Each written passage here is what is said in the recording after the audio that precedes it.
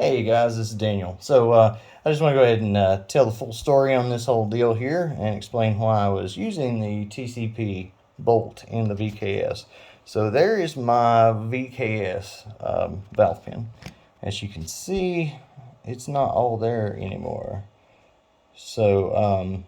What had happened was the other night, it's been several nights ago, I was out shooting and I was actually shooting some under 3 gram balls. They're not home wreckers, but they're basically the same thing as the home wrecker balls from my understanding. They're like a generic home wrecker.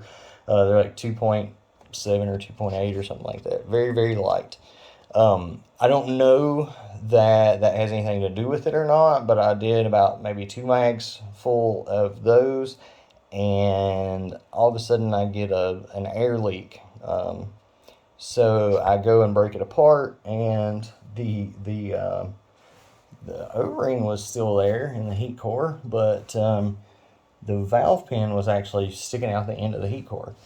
So now I just want to make perfectly clear a couple of points here. Number one, I used the TCP bolt because if I was using the VKS bolt, the TCP valve pin, the threads actually stuck out the center a little bit, which is what impacts the balls, obviously. So you would have been like hitting the balls with about 4 or 5 threads worth of a little bitty screw, which would have cracked most of them, I'm sure. You definitely don't want to be hitting the balls with that much force with that tiny little area. I try to, obviously it's not too long in the TCP. That's what it's out of. After I saw that the threads were a touch on the long side for that, instead of like cutting them down, because I do have some Z-Ram pins on the way from Charles at Merciless Lethal, and we're going to do some testing and stuff on those and see how they work out. But anyway, instead of trying to cut it down so that the threads weren't sticking out when it's tight, I just did that. Now another point I want to make, just in case anybody is like thinking that I'm worried that this is concerning me or whatever. So what it did, the downtime I had gave me time to like shop for more VKS. Uh, Basically, when this broke, I started trying to find more of them.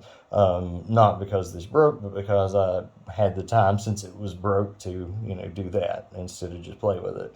So I'm not in the least bit, not even like in the least bit concerned about the quality of these markers, launchers. What I guess they're launchers, but not in the least bit concerned. I still plan on building a few of them on the channel.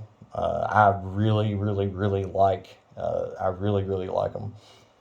But any VKS and any M17 and frankly anything that leaves my house to go to somebody else that is not going to be something that is not addressed. I will be putting red Loctite on any valve pin that leaves my place.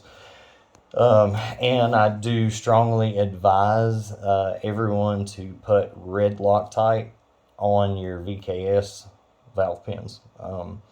I think there's a lot of power, a lot of stuff going on there, and the thing that loosens them is actually like the thing that loosens stuff a lot of times is like vibration, like rapid fire, especially like full auto and stuff like that, or dry firing. And I'm suspecting that the really really light balls is almost equivalent to dry firing. And I really think that's probably what contributed to mine, because it did it pretty doggone early on.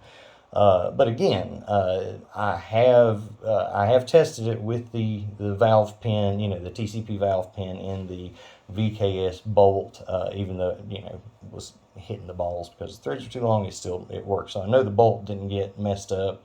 I know there's basically no permanent damage to anything except for the threads being broke off of the original valve pin. So now, everybody might not get that lucky because, like I say, it was, stuck in the end of the heat core. So, but there you go. So don't take a chance on it. Red Loctite them puppies. Check them often and have fun.